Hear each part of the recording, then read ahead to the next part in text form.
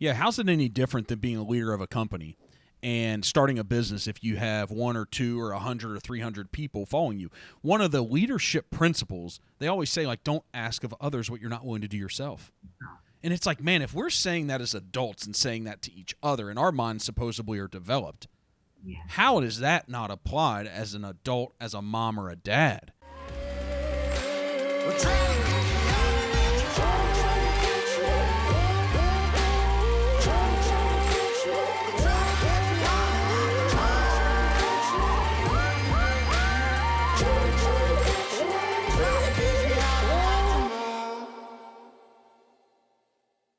I just jumped on your LinkedIn a minute ago, and he hands me a profile and says everything about you. And I went, do we have 5 hours to talk to Michelle? Because these things that you have done, I mean, we're going to talk about it. I hope you like talking about yourself because oh God. these they're significant things you've accomplished. And so this is the first time that we've spoken to someone that's been an entrepreneur around mental health and a lot of the things that you're passionate about. And so it's important for us. Our platform has been, let's help people know how to handle this entrepreneurial thing and this approach and what they're going to deal with if they really go out on this limb and start this venture. Because as me and you know, I mean, it is mentally grueling. Oh my goodness. Right.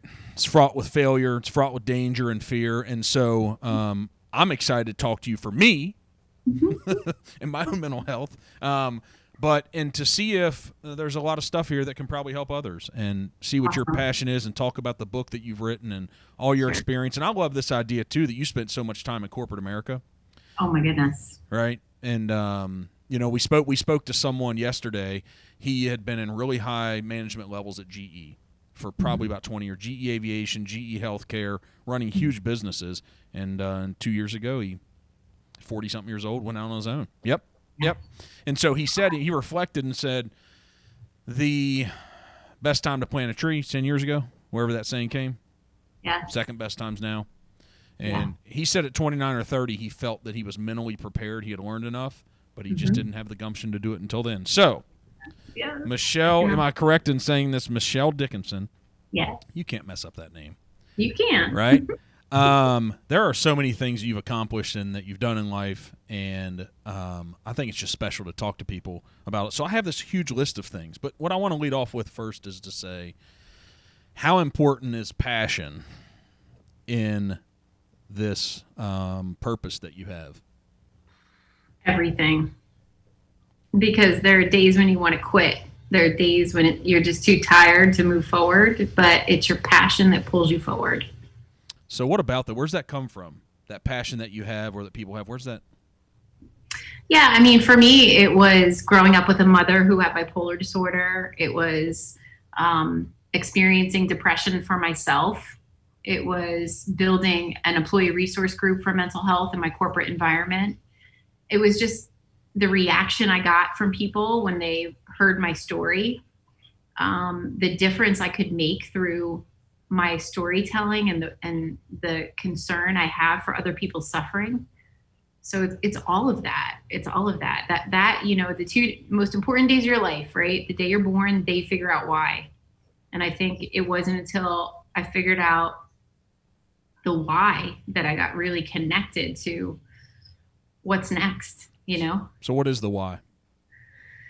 Yeah, the why is that I witnessed my mother suffer so much with mental illness and be so ashamed of it and be so embarrassed and fearful of treatment that I can't imagine another human being suffering like that. And if I can make a difference and have people comfortable with the conversation about brain health so they reach out and get support and don't suffer, that's it. That's everything.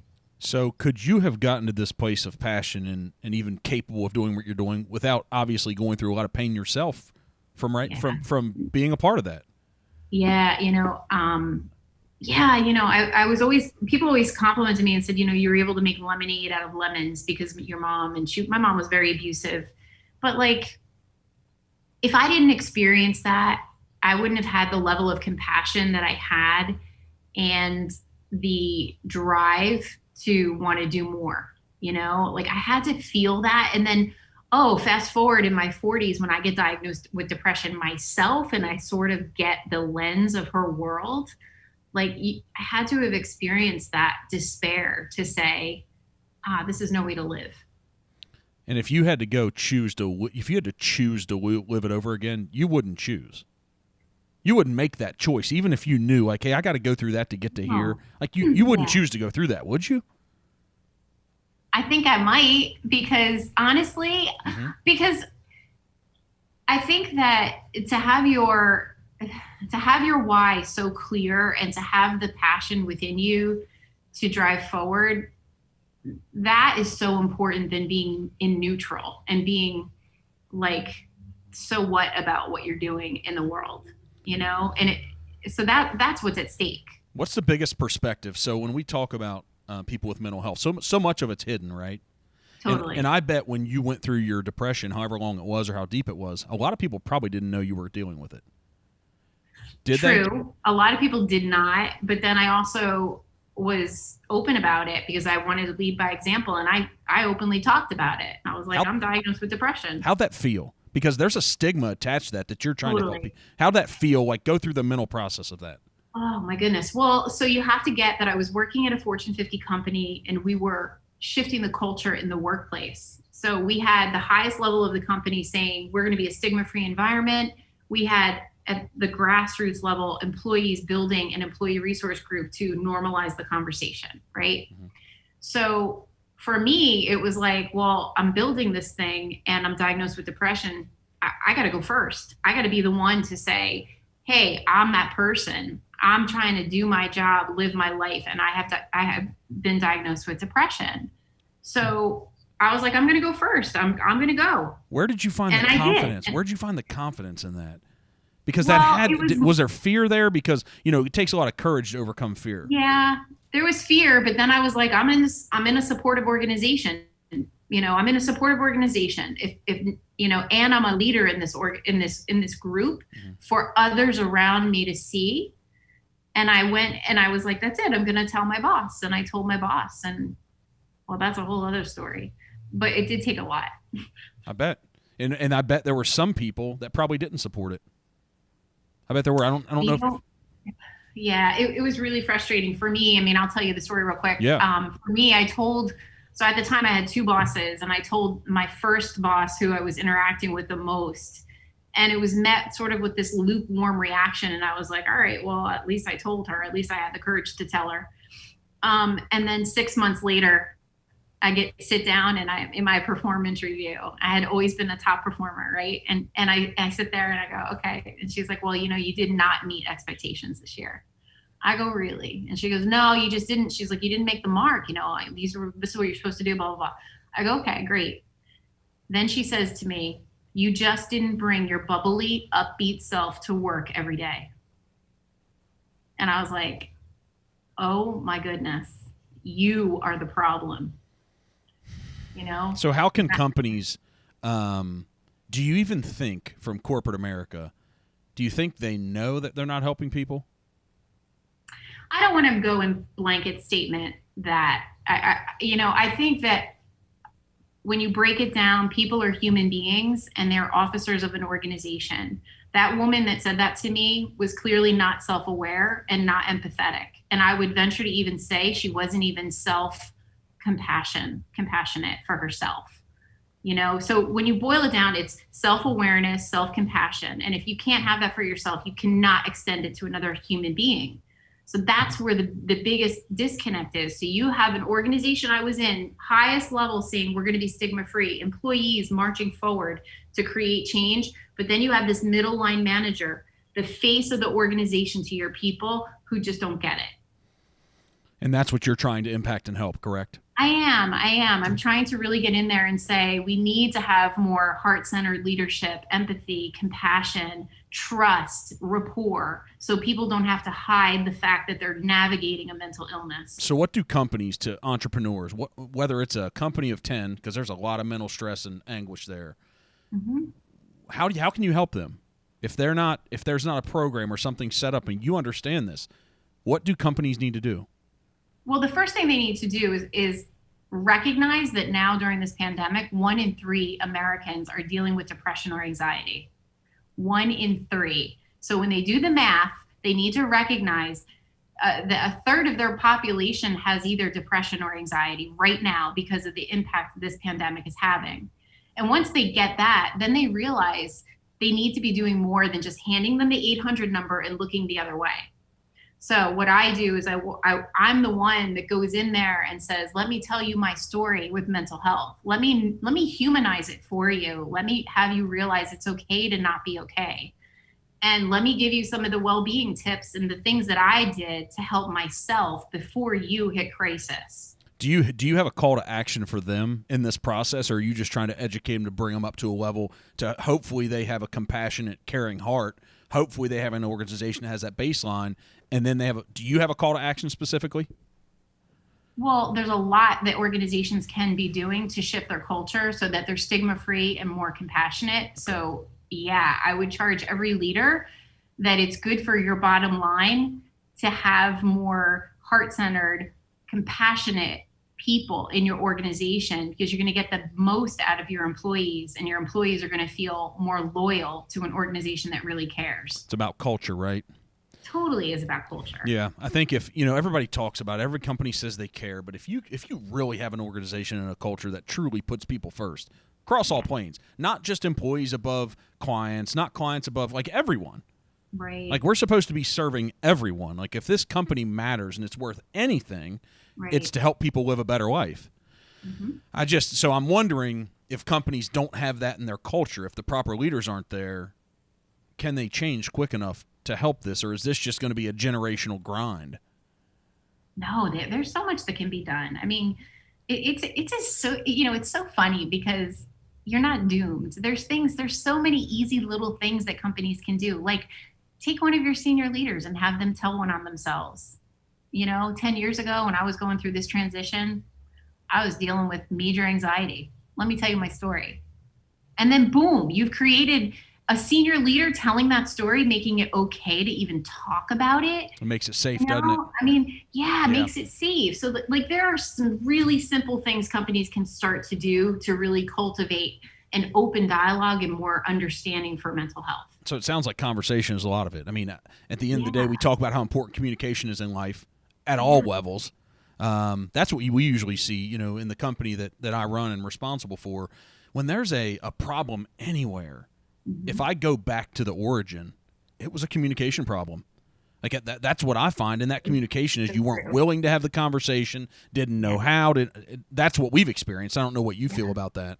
Totally. I mean, honestly, I think communication and trust are pivotal, together, right? Yeah. Like if an employee feels that they are heard and that they can trust their leader, and their leader, the same has been cultivated with that employee, I mean, you're going to have such a well-supported body of people working hard for you. So you jumped off on this path of entrepreneurship like a year and a half ago, right? I know. So think about this. So here's what's great about you telling the story and you being an example. I mean, not just so the two special women and people in my life are like women. So my significant other, she's amazing. We've been together 12 or 13 years. My mom was a special person. We all have a story. Not the best dad. I'm not even going to go there because we all have our experience. You have experience with your mom. I have with my dad. Bipolar, alcoholism, just a horrible human being. And so I think there's so many people that have these experiences. Totally. And, you still had the mindset to work through this, even though it wasn't supportive in your job necessarily, to then have all this confidence and have all this drive and this pursuit, overcoming depression, to then even go and be an entrepreneur. Yeah. Go through this mental journey, because there are people who want to do this and they need help with this. Yeah. You just gotta go for it. There's never going to be a perfect time. There's never going to be a perfect time. But honestly, it's as terrifying as it is exhilarating. So, and it's not easy. It's so hard. But like, I have had some amazing mentors tell me, if ever there was someone who could do this thing called be an entrepreneur, it's someone like you who spent 19 years in a corporate environment. You have no idea how good that training it was for you to be able to now take that and go and do your own thing. Mm-hmm. Now, That's like a great theory. In the practicality of it, it is an emotional and mental like roller coaster trying to figure out what am I doing next? How am I going to eat? What am I going to, what am I going to do? What's the next move? So it's been very, very challenging. And I'll tell you, the first year was when COVID hit, the beginning of last year when I started and I struggled. But I kept going. I was like, I have Dory, the picture of Dory on my office wall. Because I was like, I'm just going to keep swimming. I'm just going to keep swimming. Mm-hmm. Even though there were days when like I wouldn't go very far, I was like, I'm going to keep going. And then it came to a point at the end of last year, December, where I said, Michelle, the definition of insanity is doing the same thing and expecting a different result. You have got to get some guidance and some coaching because you don't know what you're doing. So I went out and I found myself the most amazing coach, an entrepreneur coach who dropped me into a mastermind of other entrepreneurs. And he also fed me books about mindset because my biggest challenge was I was surrounded by the wrong people and my mindset was riddled with fear and insecurity. So those were two things that he gave me, the gift of a community of support and getting my head straight. And ever since then, things have been shifting in a positive direction. So, I had a conversation with with someone else, a social media expert out of Phoenix, and she said the same thing. She said when she hired her coach, it really focused her and what she needed to do. And she said it changed everything. And so I guess some of the big advice when we wrap all this up later is going to be like, hey, you're probably going to need to hire a coach because you haven't been here. Unless you've been a serial entrepreneur, you just haven't been here before. Right. So corporate America taught you all these things that were essential, like probably leadership skills, communication skills, evaluating talent. But there's some things from an entrepreneur perspective that how quick did it happen that you had to throw the business plan out the window? Let's start with the fact that I probably really never even had one. Whatever it was, though, whether it wasn't written down, the plan that you thought you had. The plan that I thought I had immediately was void when COVID hit because I had this grand plan that just immediately had to just be destroyed. Like I had to find other ways. But yeah, it's like, it's amazing, what you think. And then, you gotta find a coach who has been there, who can guide you. And I tell you, it's priceless. So why? And the investment. Wait, let me just mention this. Mm-hmm. There has never been a dollar that I've invested in myself, whether it's been training, whether it's been self-development work, Tony Robbins, Landmark, a coach that I've ever regretted. So as much as I didn't have the money for this coach, all I knew was, Michelle, you will never regret investing in yourself. What it cost you, a few grand a month? Yeah. Yep, that's it. That's the going rate for somebody that really knows what they're talking about and doing. Yep. Just like any business, you just have to have faith and know that this is the right thing to do. Yeah. So through all of this, why is this entrepreneurial journey, why is it worth it for you? Because lives are at stake. For me, if I can get into 100 companies and shift 100 cultures and influence all the people in those cultures and prevent them from not getting help and God forbid committing suicide, that's what's at stake for me. You brought up this just popped into my head from Tony Robbins. I watch YouTube, listen to a ton of experts. I think it's fascinating what he says. I've heard this 3 or 4 times from him, that he's never lost anyone. Have you heard him say that? Yeah. And that has to mean this mental health battle. And totally. I think, I'm like, how in the heck has he pulled that off with the people that he's known? I don't know. That's fascinating to me.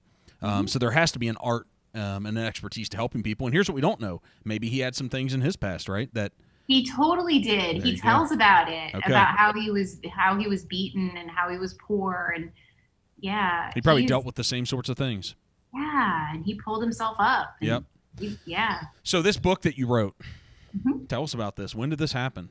Yeah, so I gave my TED Talk. I was nominated to give a TED Talk. It's on my YouTube channel. We'll hit that at the end, too. We'll hit the YouTube channel at the end. Yeah, for sure. And I got really a positive reaction from people. They were like, oh my gosh, they came out of the darkness and they were like, I could totally relate. I think my mother was bipolar. I think my father was, whatever. And I got really connected to the power of storytelling. And I said, what would happen if I wrote my book? This was just a 10-minute talk. Like, what would happen?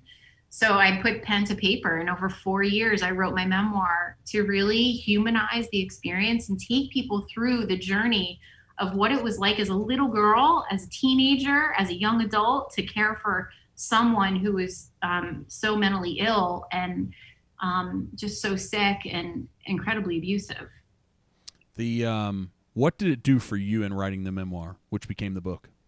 Oh my gosh, so cathartic. It was so cathartic because another instance of finding a coach, because I'd never written a book. Mm-hmm. I found a writing coach and she was guiding me. But throughout that journey, I had to relive every experience I wanted to articulate in the book, so that I had the reader along with me experiencing everything I experienced. So I had to take the time to really go back and remember some of the most painful moments so that I could put it into words. And so when you said cathartic, was it throughout the process, or did you realize that more towards the end through reflection? Throughout the process, when I'd have to literally put the writing of the book down for a few weeks to step away because it was draining me. This is just impactful. I think that there are probably so many. If you take the 330 or 40 million people in this country, and then the how many ever billion people around the world, there are probably the vast majority of us have gone through similar circumstances, and of some sort in your life, some tragedy, or not as, I mean, you dealt with it every day in your life. And so everybody has their different story. I think what I'm realizing here in this conversation is it's important just to come out and just to start talking about it. Yes. And sharing with others. Yes. And so there needs to be this combination. You need to be able to feel safe about it. So this work that you have going on, I'm sitting here, it's going through my mind, and it's like, how many people can you get in front of, whether it's a book, whether it's a TED Talk, to share this experience, share the story, and share what's possible in helping people in their lives. Yeah. Because I'm a firm believer in, I'm a capitalist. It is what it is. I care about people. I love people. I grew up poor, like all this stuff, but I'm still a capitalist. I still believe in this picking yourself up and changing lives and creating jobs. But if we're going to do that, man, if it just doesn't have to be about money. Yeah.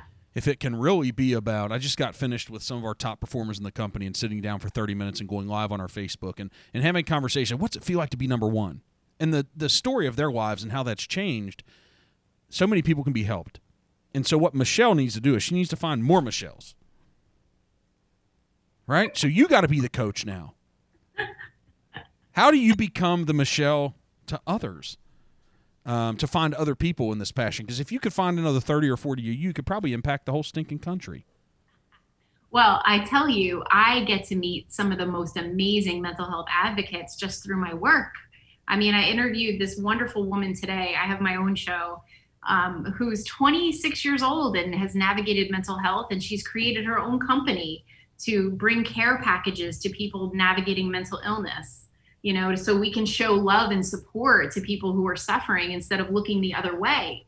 I mean, so I find that I'm looking for like the younger advocates and people who are just willing to tell their stories and like try to amplify them and support them, because I believe in what they're doing. They're reaching their generation and they're doing so much good in the world. So that's sort of how I've been trying to support others. When you give advice to people, because I bet a lot of people ask you for advice. And the tough thing I found about advice is you're not them, so you don't know exactly what advice to give them. Like that's Right. always what's challenging for me, and because I want to help people. And so what do you think through your experience is the best piece of advice, something you went through, a choice you made? What's the best thing that you can share? You're right. We don't live in their shoes, right? Mm-hmm. We only see it from over here, and we see their potential for what it is. And sometimes they can't. My advice always is to go within. You have the answers within you. I mean, for many, many years when I was a lost soul, I would go to like astrologists and read my hand and tell me my future. And then one moment I had this epiphany, Michelle, you have the answers. Why are you seeking them elsewhere? So it's about mindfulness and getting quiet, whether it's through prayer or meditation, allowing those answers that you know are within you to come out instead of seeking them externally. That's my advice. You know what I love about that? I think that's tremendous. I mean, you articulated it very well, probably better than I would. What I love is I'm always trying to put this piece together of this mindset, right? Fixed versus growth. And I'm always trying to figure it out like, hey, don't wait. Don't wait for someone else to fix your problems. Like, don't wait. I mean, there's a lot of luck that comes into our lives, but what we all know, we listen to all the people who have fixed their mental health or succeeded in life, who have accomplished anything where you're impacting people. You had to take action. Yes. And taking action in the face of mental health and other people around is really, really tough. Right. And so that's the challenge for me. And what you just said is you're like, hey, it's within you. And I love that. But how it's a struggle to get people to realize that. Mm-hmm. So in conversation, how do you do that? So if you tell them it's within themselves, if they really don't believe it. Yeah. Yeah. Well, I mean, then it's just an invitation to consider trying to look within and get quiet with yourself. Stop with the stimuli, stop with the social media, with the television, with whatever, and sit quiet and just like get present to how you're feeling and get present to your thoughts and try to meditate. And because your subconscious mind is always wanting to talk to you, is always wanting to help guide you. But we're so busy and so overstimulated that we're not tapped into it. So it's that. What's your thought about, we all have our own insecurities. Oh, Lord. Every one of us. Yeah. At different levels. And it might be an insecurity today, and I'm not facing it tomorrow. Yeah. It may be a different one. What's your advice to give to people on this idea about you can't worry or care what other people think about you? Because that to me seems so essential. Yeah, I mean, it's what's more important is being deeply connected to what you're a stand for and what you're up to than caring about what people think. I mean, there's that famous image of Michael Phelps in the pool next to the other swimmer. And the other swimmer is looking at Phelps, and Phelps is looking at the finish line. He's not looking at the other guy. The other guy's looking at him. It's keeping your eye on the ball. Is it more about improving yourself instead of looking at the others and wondering why you're not further down the path or the lane? Like truly evaluating it from you and saying, this is a fight within me, for me. I don't know. Is that a way to look at it or think about it?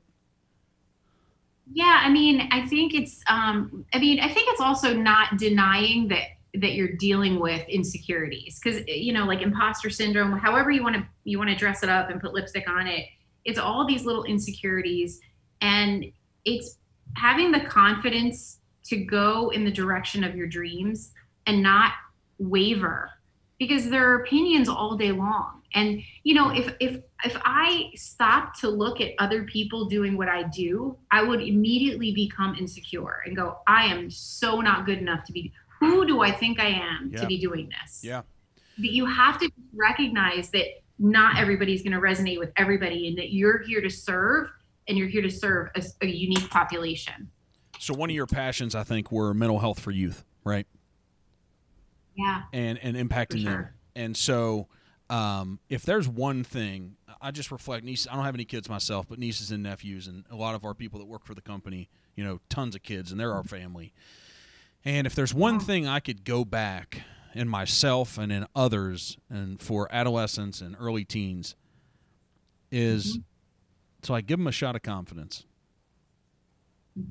and remove this insecurity and they're not enough. I'm telling you, if we could find a way to do that, and I don't know how, but that's what I would do. And I think if we could go back then and talk to the 8-year-olds that are really struggling, and 10 and 12 and 13 and what they're dealing with in their life, and we could really get in there and say, it's all right, believe in yourself.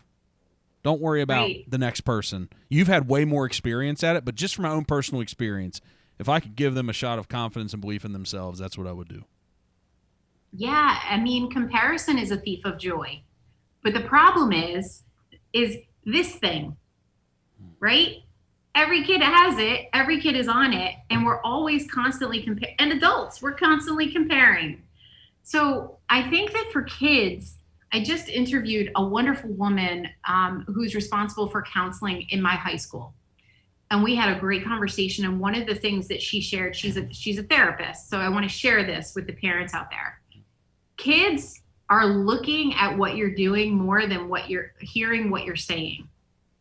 So for a parent to model good mental health hygiene, openly talk about days when they're not feeling good, demonstrate going for a run if they're stressed out, showing their kids how to manage emotions and feelings and being okay talking about it, that modeling is so important. So kids are comfortable, and they will reach out and they will talk about it, because it won't be something they're ashamed of or afraid to talk about. So that's a parent and adult issue, right? Unfortunately, I mean, I think at the end of the day, we can look at our kids and tell our kids what to do. Yep. Or we can show them the right way. Yeah, how's it any different than being a leader of a company and starting a business if you have 1 or 2 or 100 or 300 people following you? One of the leadership principles, they always say, like, don't ask of others what you're not willing to do yourself. And it's like, man, if we're saying that as adults and saying that to each other, and our minds supposedly are developed, how is that not applied as an adult, as a mom or a dad? It's like, come on. Yeah.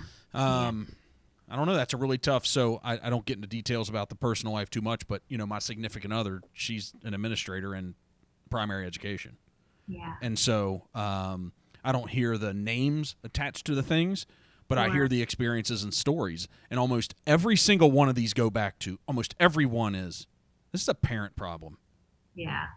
Unfortunately. It is. And so I just want to go there and, like, give these kids hugs. Like, I don't know who they are or know their names. Yeah. And I just see the stress on her face, because they just care about these kids so much, and there's only so much they can do. Right. Because the kid goes home to that environment, and that's their normal. So what happens there? So, I mean, we talked about what happens in business and entrepreneurship. So what are the schools, are their hands tied? Is there something additional that schools can do? Is there, I don't know. I mean, I don't want to speak out of school because I'm not a parent, but, I think it's a community responsibility, right? There are a lot of adults in children's lives. And I think making sure that our kids are okay. I mean, God, growing up with my mother who is bipolar, you know who really helped me? My girlfriend's mother, my other girlfriend's mother. She was like a surrogate mother, looking after me, caring for me, elevating me, reminding me, Michelle, you're so smart. You're going to be okay. Your mom is sick, but you're going to be okay. It's the reassurance from all the other adults in their lives, even if they're not getting it at home. So to be positive and not negative about it, because I tend to say, let's fix the problem. Let's recognize it and fix it. But to say, it seems like when I was growing up, our world was more of a community. Mm-hmm. So I'm 42. And I was born in 79, so I grew up in the 80s. And it really felt like it was a community. Your neighbor, your aunt or your uncle, they could interact more at a school level. I mean, there were paddles. I mean, I'm not saying that, but there were interactions in these kids' lives. Yeah. It seems like now, I don't know if it's communities don't care. I don't know if it is communities don't feel like they're empowered or don't want to get in other people's business. You think I'm wrong about that? I don't think it's as much of a community. I think we live in a very different environment where people are quick to get an attorney and, point fingers instead of really looking at the holistic thing as where the intention came from, unfortunately. So how do we as a society, businesses need to be more empathetic, to your point, more compassionate? For sure. Right? So how as a society do we do that?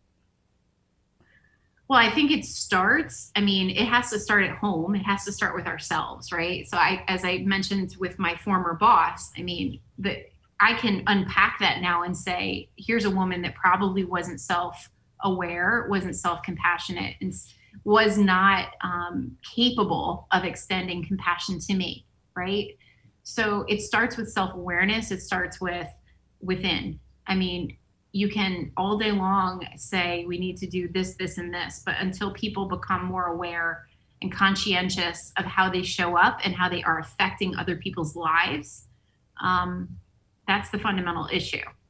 So even though I need to be a smart person as a business leader of a 170-person company and all these things happening around us, I should be able to put this together and articulate it myself, but to all the business owners in my network and people that'll listen to this and watch, like, what's the call to action for us? Like, what do we need to do as leaders inside the company? We've talked about the mentality and the mindset, but what do we need to do to look internally to make sure we have this?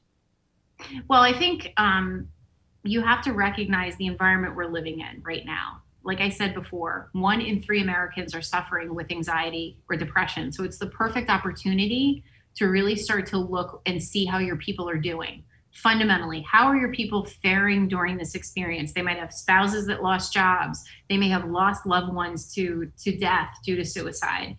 They've lost their familiar structures and their routines. There's a lot of loss that has happened. So I think getting the landscape of how people are faring, really understanding that, and then finding ways to support them. All right, what can we do to help them build resilience? What can we do to help them not feel so lonely and isolated? What can we do to help them navigate COVID fatigue, right? We're all feeling it.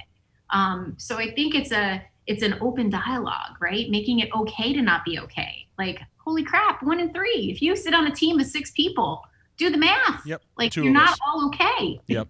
Yeah.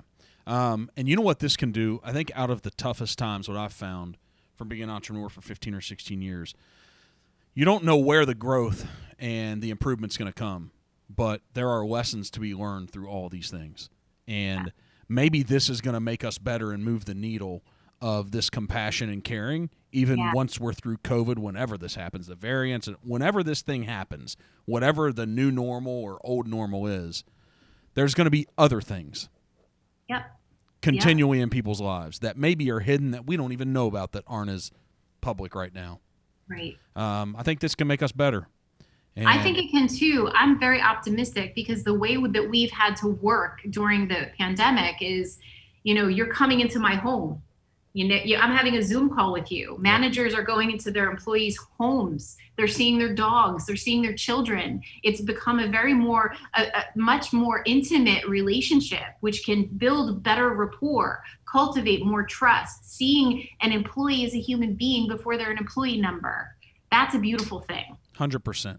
I think it's amazing to sit here, to just know you today, to have this conversation, to hear the story of what you've gone through, what you've experienced, what you even experienced in a professional environment, and a lack of support. There was probably some support in different places, but a lack of support from the direct report and the evaluator. Feeling all of that and still getting to this place where you're like, it's time to change people's lives and impact them and help them live a better life than I lived. And so it just is an example and proof that no matter what we're going through, some tougher than you, some tougher than me, that we really can help.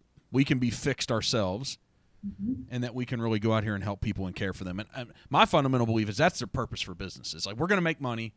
Like, we're for profit, but let's go out here and really change people's lives. And that can be financially independent. That can be caring and loving like nobody else has in the past, and just overall kindness.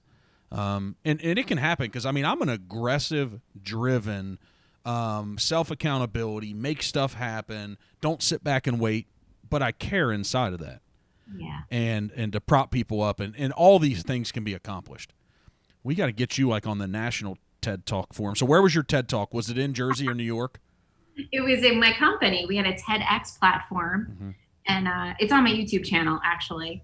But yeah, it was a small forum. Thank you for that. I believe the way you believe. If you make a massive contribution in the world and you come at it from, I am going to affect as many people as I can and help as many people as I can, I truly believe if that's your mission, the money always follows.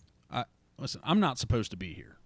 My wife and my mom was amazing. If it was, she gave me and my siblings this foundation. But if you look at, did you go to Wharton, or where's your MBA from, or the traditional wife and the trajectory of corporate America, the challenges, I'm not supposed to be here. And so many people have the story. And so the funny thing is, when you get here and when money doesn't matter because you didn't have it, man, it is just incredible the impacts you can make. And now to see revenue and cash flow at the highest level, when we're in a market and a business where other people do care about the bottom line, everybody's a number, it's all about profit and loss, it's significant what's happening. And so it's possible. It's worth it. Yes. Step out and be an entrepreneur, maybe. Amen. Oh my God. One life, one shot. And eat kale. That's your shirt. Eat kale. Kale and cupcakes. What? You can't do both of those. Did you make it? Who sent that to you? That is not possible. So this is actually from an organization called Project Heal for eating disorders. Okay. They are out to help people with eating disorders. So I just love the message. I was going to say, like, what's the message? What can we take from that message? Eat kale and cupcakes. It's all about balance. Okay. It's balance. Eat good with the bad. Enjoy your life. Eat the kale because it's good for you. Don't forget to have a cupcake and live a little. Man, there's some good cupcakes. I know. So in Mike here will get us stuff at the end. So your TEDx on your YouTube channel, but this book, what's the name of your book? Sure, Breaking Into My Life. It's available on Amazon and BarnesandNoble.com. That's a great title. Yeah. Did that title just evolve? Did it come to you? You know, it came at the very end of the book when we were sitting down and saying, okay, what is the message of this book? It was really about how I broke into my life after living through what I lived through. So, yeah. Would you recommend people write a book? You know, absolutely. I think everyone has a story inside of them, and there's nothing more fulfilling than having that book in your hand after you put in the effort to put your heart and soul on paper. So, absolutely. I love it. Hey, you're going to get one sale out of us. Oh, thank you. We're doing I'm going to Texas for a week for some work, and then when I come back, I'm going to do our first book study as a company. I have the Compound Effect right over my shoulder here. It's been out forever, but we're always looking for a good book because I think it's better for us to learn together through the stories of others. Yeah. Because people only want to hear me on a soapbox so much, and this story, the ones that are around me all the time, can get old and become the same thing. So I'm excited to read it. Yay. Right. And so your YouTube channel, your TEDx and stuff, like where else can people go out and find passion in the things that are really important to you and to try to learn and try to grow? Yeah. So if you're an organization that wants to do more for your people, my website is careforyourpeople.com, and you can learn about what I offer there. My website for my company is michelledickinson.com. So be sure to hit me up there. I'm on LinkedIn, Facebook. All my social is connected to my website. Perfect. Not that you're gonna have any questions for us or a call to action. So what's your parting shot? Listen, I talk to other people because I want what's in your brain. There's not much in this thing. It's all just trying to soak in all the intelligence from around the world. But what's the parting shot to entrepreneurs? Yeah. There's a lot of entrepreneurs, a lot of business people that are really starting to tune into this. So what do we do to help them? So your community is everything. Make sure that you are staying connected to your community. Have a community, especially as entrepreneurs, it can be very, very lonely. So I would say make sure you have a community and check on the people in your community. Don't assume they're okay, because like you mentioned earlier in this conversation, it's a roller coaster. It is not easy. We have dark days, and we need to surround ourselves with other people who get it. So definitely reach out, connect, and make sure that you're surrounded by people when you need them. Fantastic story. Thank you. Thank you for being you, even though you were expecting this to just be voice and not video. It's fantastic.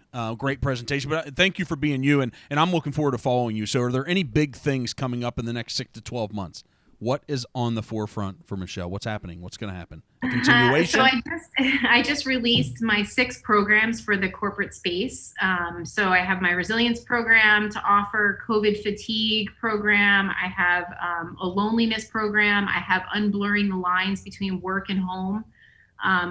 All of my programs are now available, and I'm looking forward to just delivering them and making a difference in companies. Keep being special. Mike, that's what Michelle is. She's special. Hey, I really am. I'm pumped about following you, and hopefully everybody does too. And then as this comes out, we'll put all your social stuff up here so people can get connected, get linked in, and find out how to help other people with their mental health.